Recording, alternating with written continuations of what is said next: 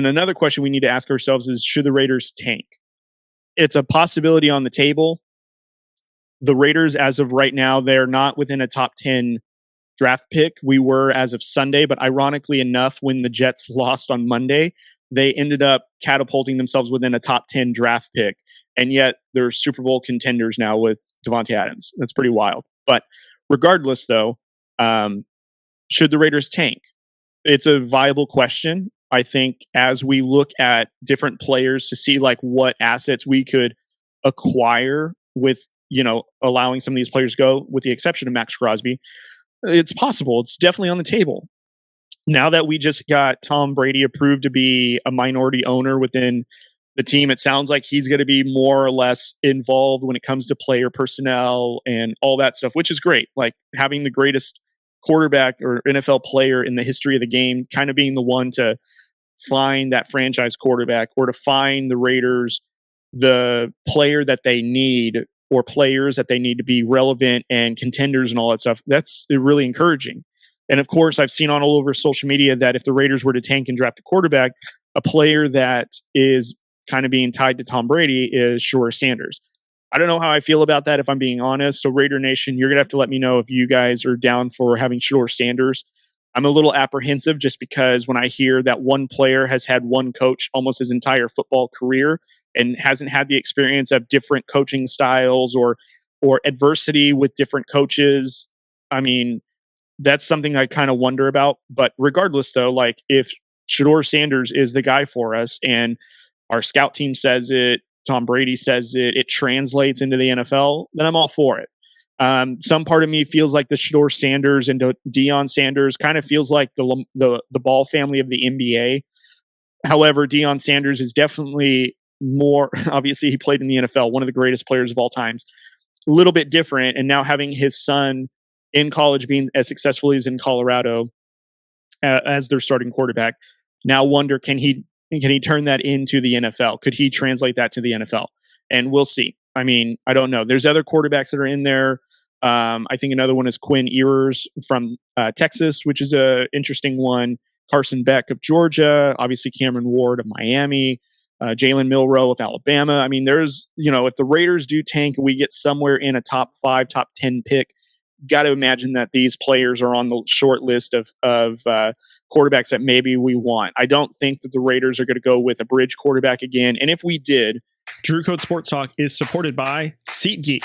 SeatGeek is your go-to app for tickets, making it super easy to find the best deals. They even rate each ticket deal on a scale of 1 to 10, so you know you're getting your money's worth. And as a special thank you to our listeners, we've got a promo code just for you.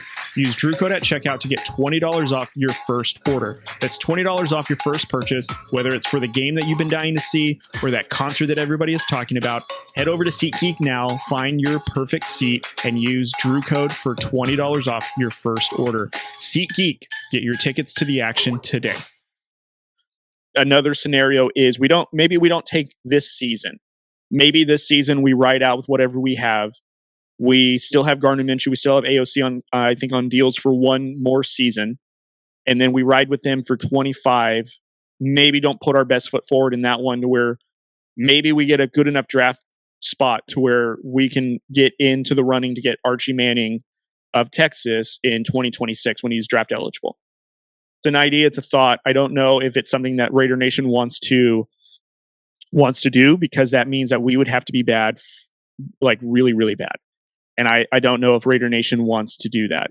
But if we did do that, that's an option.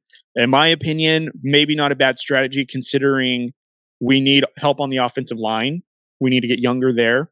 We also need to acquire more defensive pieces, younger defensive pieces that are going to make immediate impacts, because we're going through injuries right now. So we definitely need to bolster the defensive side of the ball. And obviously we need a franchise quarterback. Now, what I would rank in the most important is maybe get a franchise quarterback. Maybe this upcoming draft in 25 is the one where we just grab we need to get one of the top 5, top 6 quarterbacks, whatever they are, to have something to lean on for the future and not hope for maybe one name 2 years from now that we may or may not be in competition with, because who knows what team is going to get worse to get that better draft position. So I think that's definitely an option as well. And then also too, Antonio Pierce needs to make a decision on what he's going to do with Luke Getsy. Is he going to fire Luke Getsy? Is he going to remove him from play calling? I saw yesterday that Antonio Pierce was asked if he's going to be calling plays from the press box. If that decision hasn't already been entertained after 7 weeks, that's questionable to me. Maybe he already knows the kind of guy that he has in Getsy, and it's not what's going to get us to win games. And we need to just make that decision right now because our offense is stagnant. This is what Antonio Pierce's offense looked like last year. Now, granted, it wasn't his coaching staff that he brought in. This was when he was an interim, and this was all the other pieces that were left behind by Josh McDaniels and Dave Ziegler. But in 2023, from week 9 to 17, this is when Antonio Pierce was coaching the Raiders. Their passing game average was about 199 yards. Running offense was about 109 yards, almost 110. And we averaged about 19.7 points, almost 20 points a game. And now in 2024, after 6 games, our passing offense is averaging 213. Majority of that, though, when we are losing those bad blowout games like Denver and Steelers, it's a lot of garbage time throwing. That's how a lot of those chunk plays are happening. A lot of that yardage that's inflated. It looks like we have a better passing offense, but truthfully, it's because of garbage time.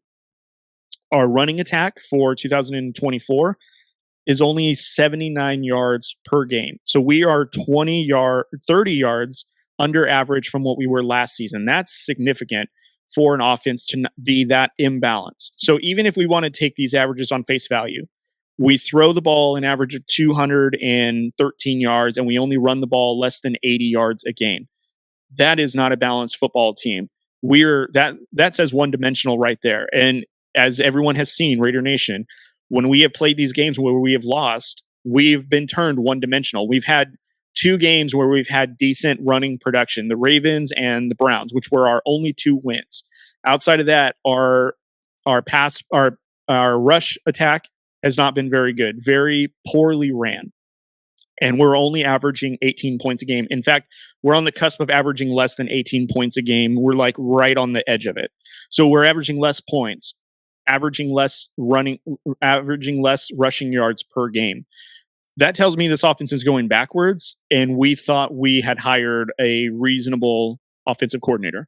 Reminder, Luke Getsy comes from the Chicago Bears, where he was their offensive coordinator, who had Justin Fields, and that offense looked bad. So bad that people were questioning whether or not Justin Fields was a good quarterback. Justin Fields now with a more comparable organization in the Steelers, who are a better ran organization, more structured. And sure, Arthur Smith, say what you want about him as a head coach, but as an OC when he was with the Titans, which that offense looked really, really explosive as well. And now as an OC right now with the Pittsburgh Steelers, they look a lot better as well. Granted, Justin Fields is not throwing for 300 and something yards per game, but he looks more comfortable as a passer. He's throwing it down the field, and he's also using his legs to stretch plays when it calls for it. Look at what he did with the Raiders. Sure, the passing game wasn't really going all that well for Justin Fields, but he was able to beat the Raiders because of his mobility and him able to stretch the pocket, him understanding, I don't need to throw it into traffic. I'll just tuck and run because there's not a defender anywhere near, and I can outrun a lot of these defenders. And that's how the Raiders were exploited, amongst other things, but that's primarily what it is. And Justin Fields now looks like he is the future quarterback for the Steelers, and I think he fits that organization really, really well. And again, though, Luke Getsy had him looking that bad, and we thought that's the guy I want for the Raiders. Now, granted, I will say I think a lot of that was because that's all that there was at the time, or all that Mark Davis was willing to pay for, maybe. But that's what we have. We have a Nathaniel Hackett 2.0 essentially, and our offense looks terrible. And yet, still, Devontae Adams said, I'm going to go to the Jets. Not to tie it all back, but the point being is Antonio Pierce needs to make a decision on what he's going to do with Luke Getsy. I think Raidernation is all into he needs to have him removed from play calling or the team altogether. my say is like, look, it just didn't work. Good luck to you. It's time to cut bait. And we just rolled what we have interim and then actually put some time into searching for a good quality offensive coordinator for next season. And that's how we need to run. Because I got to be honest, AP continuing to go with Luke Getsy is losing confidence in the fan base. And I bet it's losing confidence in the owner because of how poorly this offense is looking. And Mark Davis has already let go of a head coach that had a poorly looking offense. And it's still kind of continuing. So the head coach now needs to take control and decide what he's going to do for the Raiders moving forward.